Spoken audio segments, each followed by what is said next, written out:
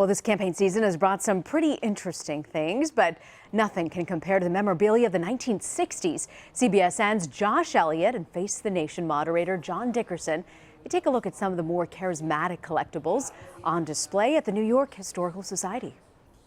Now, everybody should be knocking back as much Johnson juice as they possibly could. One could argue. Yes, exactly. Goldwater and Johnson juice, the best iteration of the man's last name. Goldwater's running against Governor Scranton from Pennsylvania, who is the moderate Republican trying to run against him. He does a terrible job at it.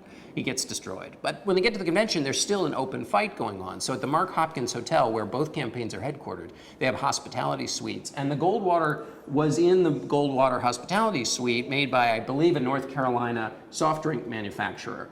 And it just shows you the level at which both parties were still competing for delegates. The Goldwater operation had this enormous sort of military-like process for tracking their delegates. They didn't want them to go over to Scranton. So they had to keep them, they had to watch them. They told some of them, watch out for the affections of single women who might be trying to sway you over the Scranton camp. I mean, so no detail was left undone. And when you were reclining in the large chair at the Mark Hopkins Hotel, you could have yourself a refreshing can of Goldwater. It is fair to say, as a candidate, the further you are from a commode, the better off you are. What's interesting here, I don't think you see this in 1952 or 56. The country is becoming a little more liberal in the way it talks about things. This is a novelty, jokey thing that might not be something you talk about at the dinner table, but it might be something that Martha gets on her 35th birthday from her wacky friend. And that would never have happened in 2 elections previous.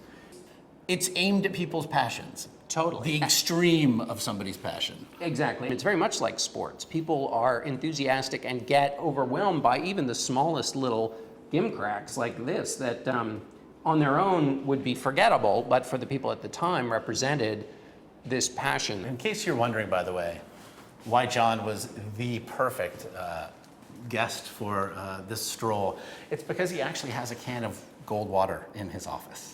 I'm glad you didn't make me get in one of these dresses. That's part 2. Thanks.